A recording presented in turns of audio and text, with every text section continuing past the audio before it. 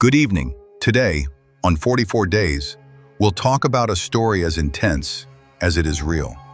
It's December 1st, 2018. Grace Millane had just turned 22. It was her first birthday away from home, alone, in the middle of a trip around the world. That night, she went on a date with a man she had met on Tinder. Hours later, her phone went silent. Her social media went silent. And the next day, she didn't reply to her parents' birthday messages or to anyone else. Grace Emmy Rose Millane was born in Essex, England in 1996. She was the youngest daughter of a close-knit family with 3 older brothers and parents who adored her. She loved music, art, traveling, and hockey, a sport in which she even competed for her school. She studied advertising and marketing at the University of Lincoln, and after graduating, decided to take a gap year to travel the world. She spent 6 weeks in South America. Her last stop there was Peru, and then traveled to New Zealand, where she planned to stay for 2 weeks. She was charismatic, curious, joyful, and according to those who knew her, the kind of person who could make friends anywhere. What she didn't know is that this trip, meant to celebrate her graduation and her birthday, would end in the worst possible way. Grace arrived in Auckland on November 30th, 2018. She stayed at a hostel, and the next day, December 1st, she scheduled a date with a man she had met on Tinder. He was 26 years old, and they agreed to meet that same night. At 5:45 p.m., security cameras at the entertainment complex Sky City recorded the moment they met for the first time. Grace was wearing a black dress, white sneakers, and a small purse under her arm. The man greeted her with open arms. He was wearing jeans, an open blue shirt, and a black t-shirt. They went to several bars, a Mexican restaurant, and a bar called Bluestone Room. There, they had cocktails and talked. While at the bar, Grace messaged a friend in the UK. She told her she was with a supposed oil executive, that the date was going well, and that she planned to visit her in London soon. At 9:40 p.m., another camera recorded them walking hand in hand toward the hotel in the complex where he lived. They entered the elevator together, went up to the 3rd floor, and from that moment on, Grace Millane was never seen again. The next morning, Grace turned 22. As expected, her parents called her. They sent her messages. Many of her friends and acquaintances did the same. But Grace didn't reply. No calls, no birthday wishes. It was strange for her parents. Grace always kept in close contact with them and messaged them daily. That's why they called the Auckland Central Backpackers Hostel where she was staying, and were informed that Grace had left on Saturday afternoon, but never returned. On December 5th, the Millane family reported her missing from England. When the police began reviewing the hotel's security footage, it didn't take long to identify Grace's date. His name was Jesse Kempson. On December 7th, officers went to the Sky City Hotel, where Kempson lived. He was just walking into the building, and when he saw the police, he turned around and tried to leave. But the officers noticed and took him to the station. There he began to share his version of events. He said he had met Grace through Tinder. They went out for drinks and parted ways on the street around 10 p.m. He said the night had ended with a hug and a kiss on the cheek, that they had planned to meet again the next day, but she never replied. What Kempson didn't know was that police already had footage. The hotel cameras clearly showed Grace and Jesse Kempson entering the City Life Hotel, taking the elevator, and going to the same floor where he lived.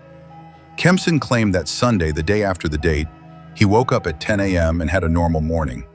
But officers showed him pictures of himself leaving the hotel at 8:01 a.m. He went to a shopping mall and bought a suitcase. At 8:14 a.m., he returned to his room. After seeing the evidence, his behavior changed completely. He became nervous. Kempson then requested a lawyer, who advised him to remain silent. As a result, he was released on bail. However, during that final interview, investigators noticed something odd. The suspect kept bringing up the suitcase from the video. According to him, it was still in his room. The strange part was that the officers had barely mentioned it, yet he insisted again and again that it was there. That detail, seemingly minor, ended up raising the detective's suspicions. After that, police continued reviewing footage. After watching over 200 hours of video, they returned to the hotel where Kempson lived, but this time to inspect the room. They removed Kempson from the room, which looked like any normal hotel room. But after applying luminol and using ultraviolet light, they found bloodstains throughout the space.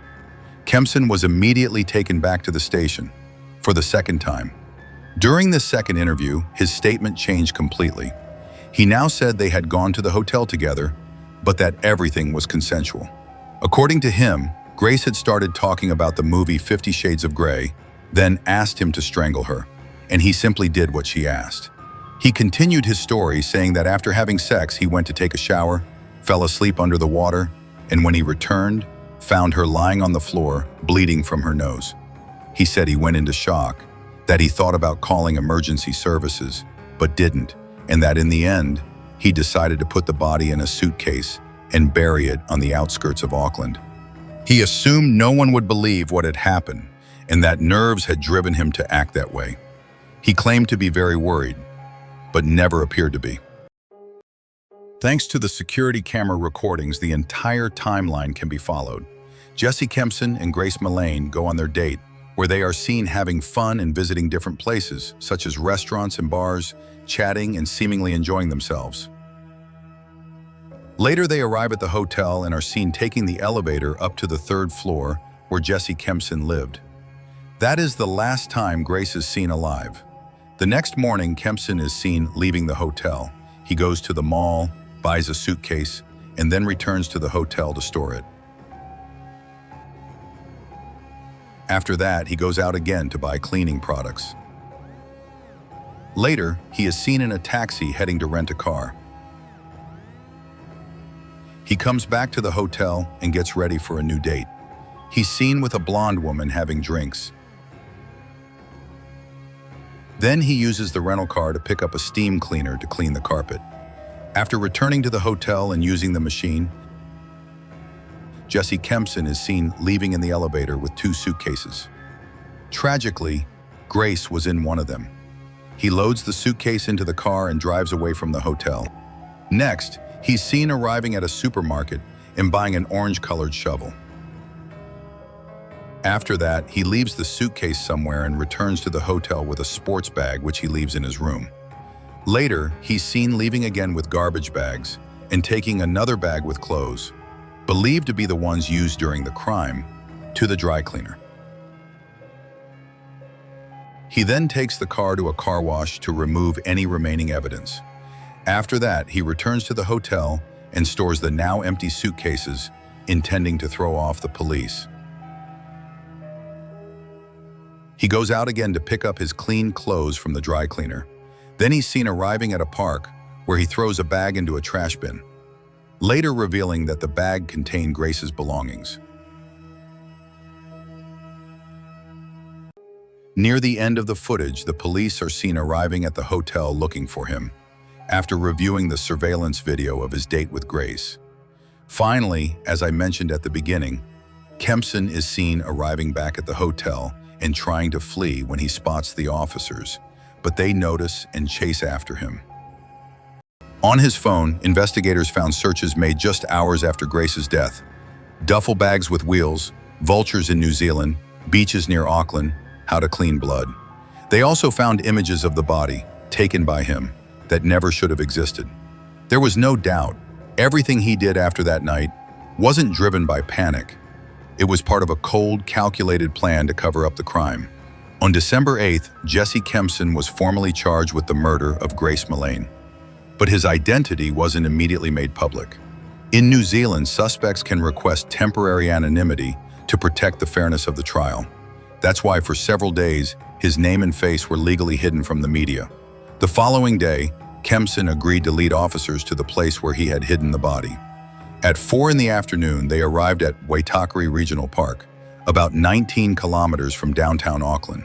There, beneath a bush, forensic specialists found a carefully zipped suitcase. Inside was Grace. The body was in an advanced state of decomposition, but the post-mortem examination confirmed her identity. The trial began on November 4th, 2019. Jesse Kempson maintained his plea of not guilty. He claimed Grace's death had been an accident, that everything had been consensual. But Jesse's image would continue to fall apart, thanks to the testimonies that were about to come. He was no longer just the Tinder guy who claimed it had been a misunderstanding. When the forensic pathologist took the stand, he was clear. Grace had died from asphyxiation. She had bruises on her shoulders, on the inside of her arms, and beneath her jaw, injuries that indicated she had been forcefully restrained and that someone had applied lethal pressure to her neck. The expert explained that those marks had appeared shortly before her death and added that, in his entire career, he had never seen anything like that as part of consensual practice. Several women who had met Kempson before the crime came forward, and what they shared was key. The first was a waitress he had gone on a date with just 2 weeks before meeting Grace. They had sex, and although she consented to some choking, she made it clear he had been aggressive. Another woman testified that she had exchanged messages with him for several days. In their chats, Kempson insisted on talking about domination, foot fetishes, and strangulation. He even kept messaging her up to 3 days after murdering Grace. The third witness went even further. She said she agreed to go to the hotel with him after a few drinks. Once there, Kempson became emotional. He told her he loved her, that he wanted to be with her. Then, he grabbed her tightly, pulled her to the bed, and choked her without consent. She pretended to lose consciousness so that he would stop. After the attack, Kempson tried to justify himself by saying he had cancer, that he hadn't meant to hurt her. But the truth is, this behavior wasn't new. Jesse Kempson had used Tinder as a tool to approach vulnerable women, seduce them, and then dominate them. He presented himself as charming, successful, mysterious. But behind that facade was a man obsessed with control, lies, and sexual violence. The defense tried to justify his behavior by saying he exaggerated his stories to seem interesting. But it was already too late. What Grace experienced that night wasn't an accident. It was part of a pattern. And Grace was the only one who didn't make it out alive.